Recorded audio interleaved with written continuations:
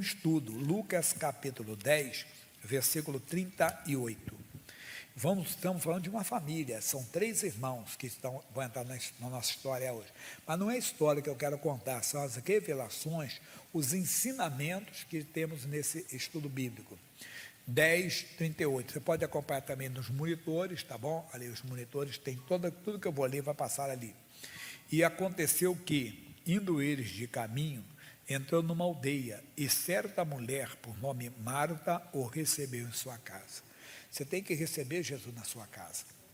Receber Jesus não é receber uma imagem de Jesus, não. É você receber a palavra de Deus, porque a palavra de Deus é Jesus. Para quem está começando, eu sempre cito, no princípio era o verbo estava com Deus, o verbo era Deus. O verbo se fez carne e habitou entre nós. Então, Jesus é a palavra de Deus. Às vezes nós entregamos a palavra e nem sempre a pessoa recebe. Nem sempre a pessoa recebe.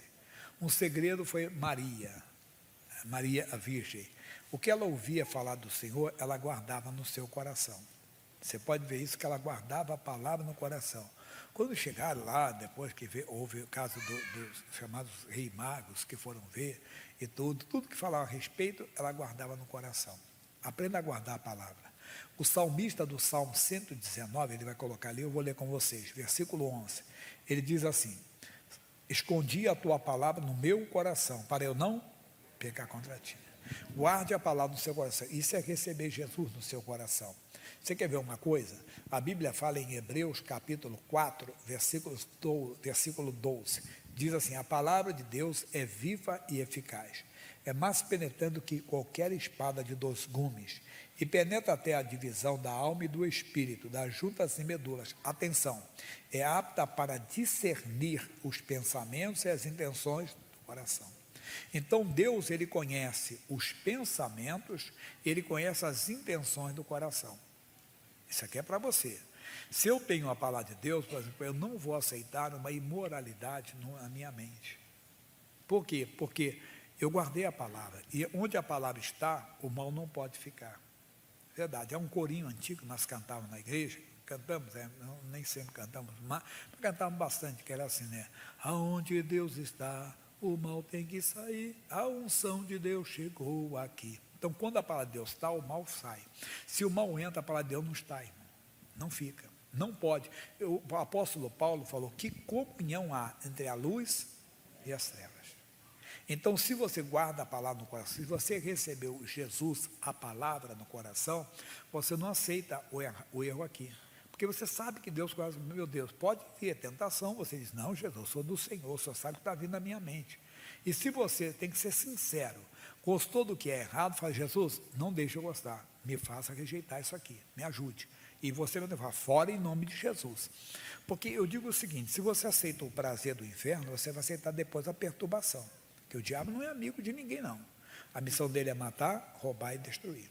Amanhã ele traz uma perturbação na sua... Você está amarrado, está amarrado. Para você mandar esse irmão embora, você tem que mandar o outro junto. E vai pegar tudo que é seu, diabo. Não tem mais lugar na sua vida, na minha vida para você. Então, isso é importante. Você deve saber disso. Não há lugar. Então, mas não é só isso, não. Uma pessoa lhe fez mal, lhe machucou, lhe maltratou, você não guarda um ódio no coração. Por quê? Porque você tem o princípio bíblico. Qual é o princípio? É perdoando, você é perdoado. Então você não vai guardar: Jesus, essa pessoa me ofendeu, ela me machucou, me humilhou, me prejudicou, mas só tenha misericórdia dela, que ela se arrependa. Pronto, ele não guarda aquilo no coração. Porque isso é porque você respeita a palavra de Deus. Você recebeu Jesus no coração. Você recebeu a palavra de Deus no coração. Quando a palavra está, você, por exemplo, não teme. Não temas, porque eu sou contigo. Vem o medo, você começa a sentir: não, está amaldiçoado esse medo, Deus não me deu espírito de medo. Assim como você não aceita o pecado, não aceita o medo também. Aí poderíamos falar mais ainda. Então, o segredo é esse: receber Jesus em casa, receber Jesus no coração, a palavra de Deus no coração. Versículo seguinte, 39. E tinha esta uma irmã chamada Maria, a qual, assentando-se também aos pés de Jesus, ouvia a sua palavra. Ô, meu irmãozinho, além de receber Jesus, nós temos que nos assentar aos pés dele. Que isso? Pedir instrução. Nós andamos muito agitados, andamos inquietos, andamos desassossegados, andamos tomados, entenda bem, pelo pavor, andamos tomados por uma insegurança, uma inquietação muito grande. Aí ficamos assustados com o mundo. Não. Temos sempre aos pés do Senhor, ouvir a sua palavra. Quer dizer, devemos sempre estar aos pés do Senhor. Não fica zangado com o que eu vou falar. A pessoa tem coragem, às vezes, de ficar 1h30 diante do televisor assistindo futebol. Estou dizendo que é errado, não sou hipócrita. Eu descobri uma coisa nessa mensagem, o quê? Tem muito tempo que eu não paro diante da televisão para assistir uma partida de futebol, irmão. 1h30, acho que tem muito, mas muito tempo. Assisti um pedacinho ou outras, mas ficar, entenda bem, 1h30, acho que tem muito tempo. Não estou dizendo que é errado, não, por favor, não estou com hipocrisia, não. Eu não sei, ano que vem tem Copa do Mundo, né? Tem que a Copa do Mundo ano que vem vai ser no final do ano, você sabe, né? Então, é diferente. Não estou dizendo não, que é errado, não, por favor, não me tire como hipócrita, não. Não. Mas o que eu estou dizendo é que a pessoa não consegue ficar 1h30 com o Senhor, irmão. Ela anda muito agitada, muito inquieta. Até lembro uma historinha que o pessoal conta no meio secular, meio evangélico, todo mundo conta, que era um homem que era um profissional dedicado, sempre querendo dar o melhor para a sua família, mas ele não cuidou de dar um tempo para a família. E um dia o filho dele, pai, fica 1 hora comigo um dia. Ele disse, não posso, filho. Para você morar nessa casa que você mora, para você estudar no colégio que você estuda, o papai tem que trabalhar sem parar. Ele não, mas papai, eu queria só 1 hora do Senhor. Eu não posso, porque 1 hora é muito cara para mim, é muito valiosa. Pai, quanto é que custa 1 hora? Olha, filho, para ser sincero, uns R$100. Pai, estou quase conseguindo o quê? Eu já tenho 50. Daqui a pouco eu vou ter mais 50, eu vou comprar 1 hora, vou te dar o dinheiro. Se eu casar o dinheiro, eu te dou R$100, você fica comigo. Entende? E às vezes nós estamos assim, pensar que o Senhor tem que dar R$100 para nós, nós ficamos um pouquinho com Ele, nós não ficamos, temos que ficar. Aí entra a Marta de novo, diz, Marta, porém, andava distraída em muitos serviços, e aproximando disse, Senhor, não te importas que minha irmã me dê serviço só? Diz-lhe, pois, que me ajude. E respondendo Jesus, disse-lhe, Marta, Marta, estás ansiosa e afadigada com muitas coisas, mas uma só é necessária, e Maria escolheu a boa parte, a qual não lhe será tirada. É verdade, nós andamos agitados, pessoal. Jesus nos deu um ensinamento em Mateus, capítulo 6, versículo 31. Mateus 6,31. Não andeis, pois, inquietos, dizendo, que comeremos? Ou o que beberemos? Ou o que nos vestiremos? Porque todas essas coisas os gentios procuram. Os gentios, no nosso caso, são pessoas fora da igreja. As pessoas da igreja, fora da igreja, procuram isso também. De certo, vosso Pai Celestial bem sabe que necessidade de todas essas coisas. Deus sabe que você precisa trabalhar, não é verdade? Paulo chegou a dizer que quem não trabalha, não come, né? Ele sabe que você precisa de um trabalho, que você precisa de comer, precisa de se vestir, precisa, entenda bem, ele sabe de tudo. O caso é que nós andamos agitados e não conseguimos parar para ouvir o melhor. O que é ouvir o melhor? Ele vai explicar. Mas buscai primeiro o reino de Deus e a sua justiça, e todas essas coisas vos serão acrescentadas. Irmãos, isso é para nós. Um homem escreveu um livro no século XIX, ele escreveu sermões, e ele pegou isso aqui e colocou como uma ilustração, ele fez uma figura, ele disse, buscai as coisas maiores e as menores serão acrescentadas. Mas como maiores? São as do reino de Deus. Por quê? Porque o reino do homem é limitado. Por exemplo, um dia aparece uma doença, e você está muito envolvido com as coisas do reino do homem, você trabalha, talvez ganhe até bem, é até um bom profissional, mas agora você está enfrentando algo que o reino dos homens não consegue enfrentar. E cadê o reino de Deus na sua vida? Cadê o reino de Deus com você? Tem que buscar o reino. Quer se envolver com Deus, quer se fortalecer nele, é se fortalecer na força do seu poder, entenda bem, é se fortalecer na presença dele. E a sua justiça, o que é a sua justiça? A sua lei, o que está escrito na palavra. Lá fora, por exemplo, na lei dos homens, na justiça dos homens, no nosso ordenamento jurídico, hoje o homem casa quantas vezes quiser. Casa. Não era assim no Brasil, não. O Brasil nem tinha o divórcio. A lei do divórcio não existia no Brasil. Ela é uma lei mais recente, né? Não tão recente, mas já tem. Mas ela foi sendo aprimorada, que hoje o camarada casa não sei quantas vezes, não tem nem mais lapso temporal, se bobear, muito bem atualizada a legislação para falar, dar pormenores aqui. Mas casa, de vez em quando você vê a pessoa falando, né? Lembra até aquela brincadeira que o cidadão fez. Ô amigo, desculpa, não deu para ir no teu casamento, mas não fica triste não, no próximo eu vou. Quer dizer, esse é o reino dos homens, é a justiça dos homens, nada de Deus não. Deus, o que uniu Deus, jamais separou. Só há uma exceção, ou não, há uma infidelidade, uma traição, que não há arrependimento. Se houver arrependimento, tem que haver o perdão também. Mas isso não é estudo para agora. É só para dizer que o reino de Deus e a sua justiça é diferente do reino dos homens. O reino dos homens é limitado. Você pode enfrentar um dia algo que todas as armas, toda a capacidade do reino dos homens não tem. Isso aí foi uma senhora uma vez que falou comigo. O pai dela era um homem até de posses e tudo. E ela, evangélica, falava dele, rapaz, tem que se envolver com Cristo. Não, disse, um dia vem uma coisa, porque se eu estiver doente, eu contrato os melhores médicos. Ele ficou doente, não adiantou. Foi embora. Coisa séria. Ué, você vê a Covid aí. Covid matou. Lembra no começo da Covid, que ninguém quase descobriu que tinha Covid? Eu mesmo tive Covid em março do ano passado, mas só fui descobrir no final de abril, porque quando teve os exames. Antes não tinha. O que falava? Só vai para o hospital se sentir falta de ar, não era isso? Você estava com febre, por isso que muita gente chegava lá, estava com o pulmão tomado já, 50%, 70%. Tem gente que chegava lá e já ia para óbito, já, irmão. Porque nem todo mundo, a reação é igual. Tem gente que sente logo falta de ar. Eu não tive, eu tive febre, né, tive cansaço, assim, cansaço eu não digo, eu tive fraqueza. Não senti falta de ar nenhuma. Depois, quando eu fiz, que tinha aquela contagem, né, eu tinha 54, não sei o quê, de IgG. Aí o médico falou, não, você teve Covid, mas não tem mais, o IgM já estava baixo, você já está curado já. Mas tive, né, mas não fiquei sabendo. Mas teve gente que não teve, não foi só. No começo o pessoal até falava que era doença de rico, porque só ouvia falar de rico, mas por quê? Porque eram os grandes hospitais que tinham exames, que diagnosticavam a doença já no início, que tinha pessoas que tinham condições, né? Elas tinham condições e já ficava doente, já chegava a fazer exame. A gente não tinha acesso aos exames. Mas, voltando, então chega um momento que vão enfrentar, e chegou esse momento. Marta e Maria enfrentam a luta. Elas tinham também um irmão chamado Lázaro. Vamos agora para João capítulo 11.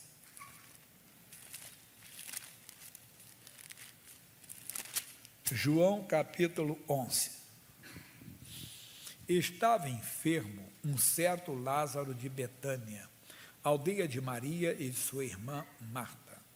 E Maria era aquela que tinha ungido o Senhor com unguento,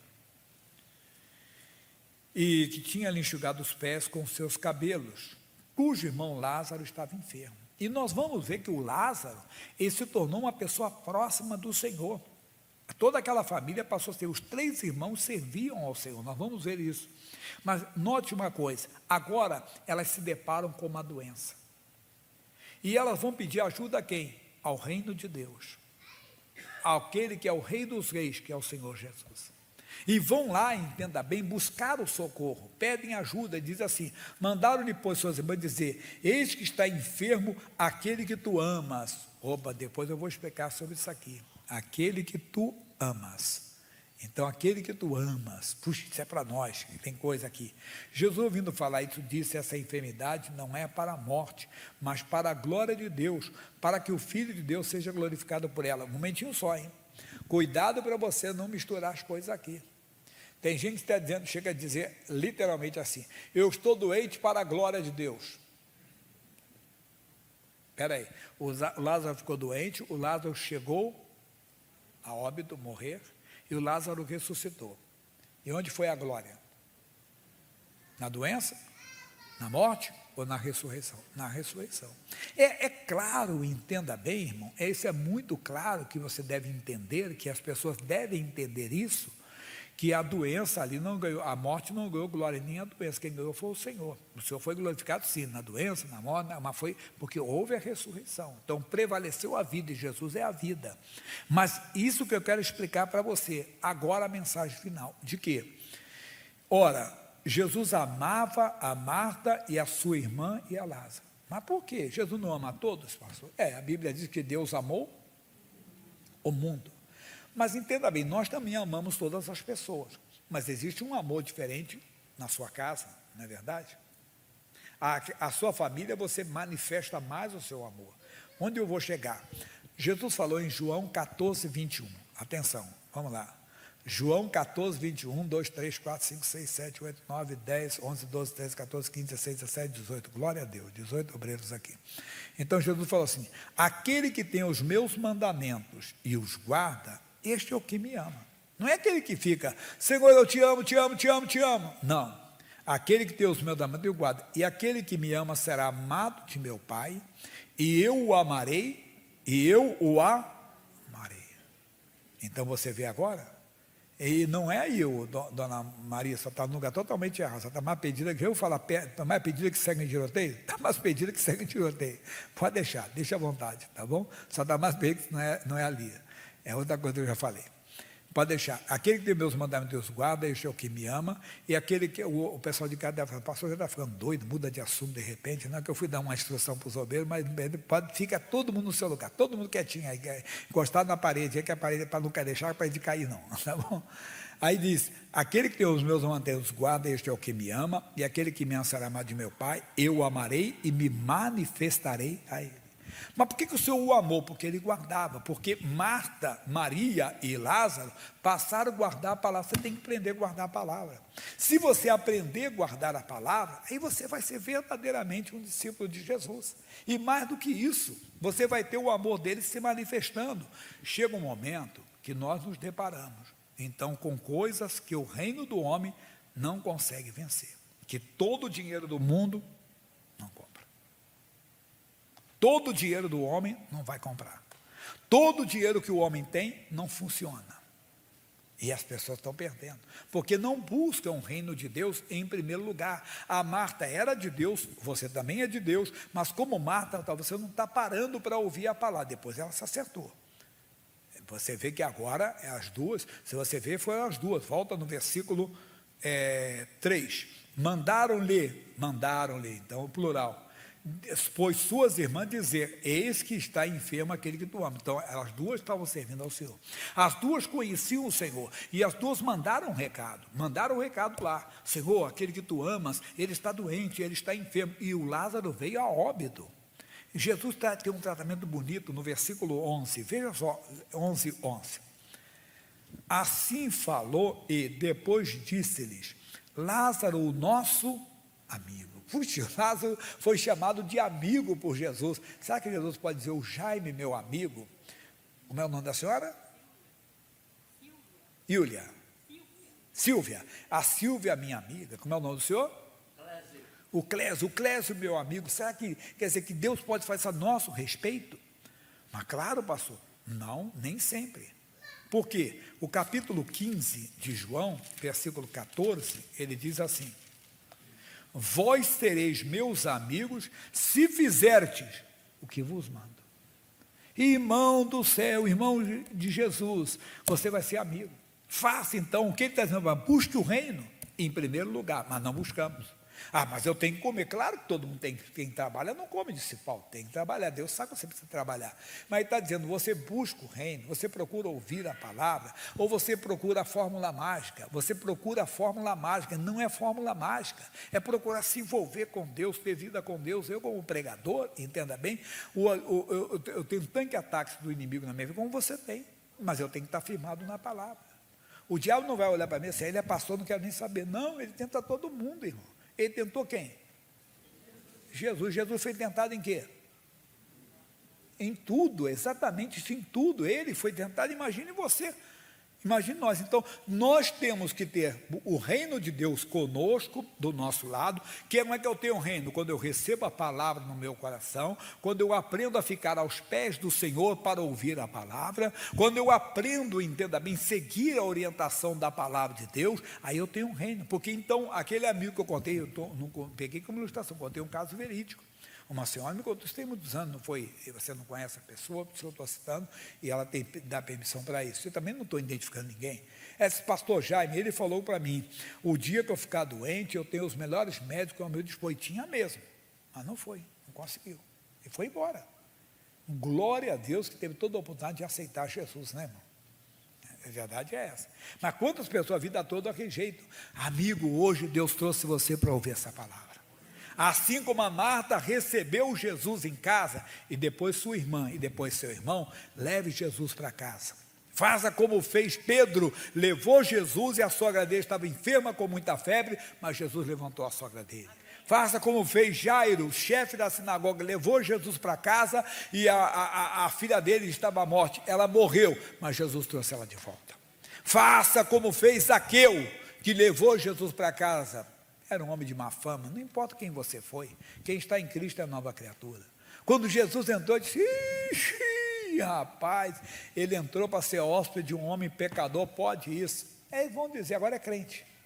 Aprontou tanto, agora é crente. Não importa, é quando eles notarem que você é nova criatura, porque o Zaqueu chegou em casa e disse: Senhor, se eu tenho defraudado alguém, primeiro disse, eu vou dar metade dos meus bens aos pobres. Só ali o queixo de muita gente caiu, porque o Zaqueu ele era praticante da avareza. O que é avareza? Ele amava o dinheiro, fazia qualquer coisa, era aficionado pelo dinheiro, cobrava imposto para Roma, era considerado um traidor ladrão, que cobrava mais do que Roma mandava. Ele agora está levando Jesus para casa, e disse: eu já dou metade dos meus bens aos pobres, e se alguma coisa eu tenho defraudado alguém, eu vou restituir 4 vezes. É coisa séria, pessoal. Você precisa de se envolver com a presença de Deus para a família ver. Ficou todo mundo. Sabe que Jesus falou? Hoje a salvação chegou a esta casa. A salvação chega à sua casa. A salvação entra na sua casa. Quando? Quando você recebe Jesus. E aí você faz a família ficar aos pés de Jesus como Maria, e também faz a família conhecer Jesus como Lázaro.